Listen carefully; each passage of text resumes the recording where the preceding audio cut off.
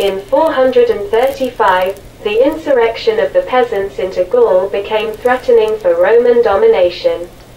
The Visigoths used this circumstance to expand their control zone. The Burgunds tried to seize Belgium. Aetius was therefore obliged to spend a great deal of time in Gaul. Placitia takes this opportunity, arrives in Ravenna and organizes with haste the ceremony of handing over the virile toga to Valentinian. He's just 16.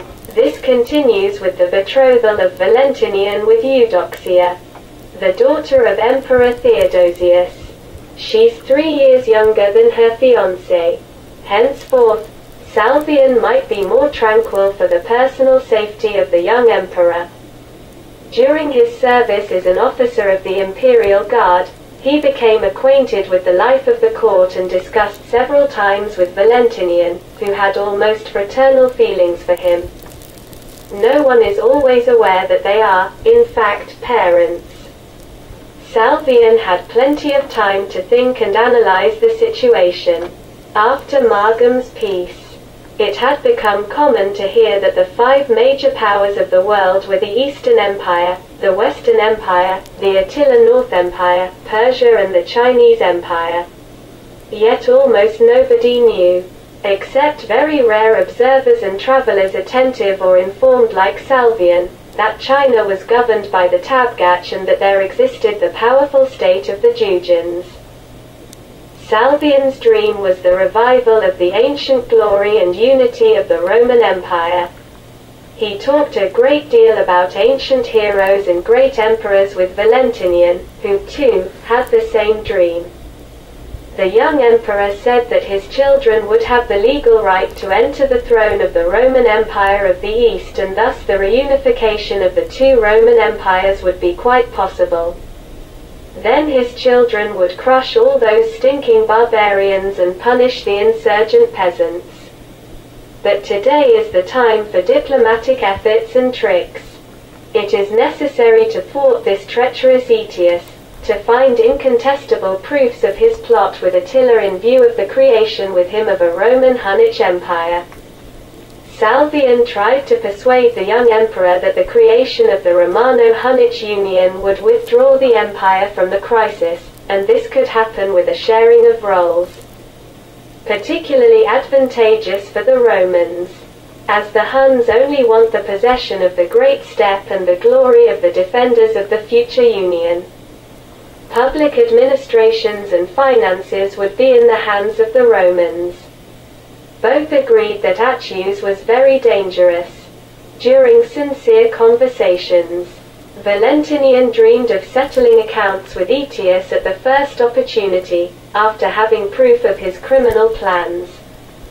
Salvian said that Aetius was strong only thanks to the support of the Huns, and that it was enough to prove to Attila his perfidy to transform this general, who today considers himself master of the empire, a political corpse. It is decided that Salvian should leave for Gaul at the headquarters of Aetius as liaison officer of the emperor, who, after putting on his virile gown, wishes to be acquainted with the affairs of his patrician and commander of his army. Aetius meets Salvian with an air of great benevolence. During your previous mission we were in the habit of examining and discussing your reports to the regent before you sent them. You have been an honest and objective observer. I expect that, too, we will get along. In 436, Salvian became the witness of the victory of Aetius and the Huns over the Burgunds who tried to invade Belgium.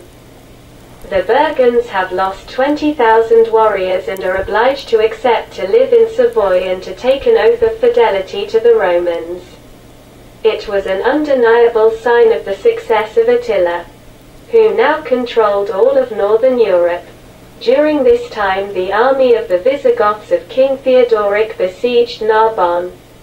After a long siege, the inhabitants, reduced by famine to the last extremities, see that their walls begin to yield to the blows of rams and the shots of the catapults. Finally, after the defeat of the Burgunds, the army of the Huns, under the command of Aetius, comes and wins the Visigoths under the walls of Narbonne. Each horseman carries 2 sacks of flour on the rump of his horse for the terribly hungry city dwellers. Salvian learns in Lyon that an editor named Attilius met Attila in Italy during his years of studies. He visits his shop and meets Rustic, son of the editor, who explains to him, "My father is currently sick and cannot argue with you. I recently wanted to visit the Hunland with a letter from him for Wonges. I had to return from Constantinople when I learned of my father's illness. Luckily, I met a Huns embassy, headed by Scotta, brother of Wonges. He was kind to me and promised to pass the letter of my father to his brother. They discuss the situation in Gaul and the defeat of the Burgunds, who are now installed by Aetius not far from Lyon." Rustic says, "Scotta says that from now on no barbarian people will be allowed to leave the Northern Empire and penetrate Roman territory." Salvian states, "Provided that the relations between the Huns and the Romans remain friendly." Rustic offers him to buy a new book. This is a book that describes well the relations with the Romans and the barbarians. The author is called Salvian, like you.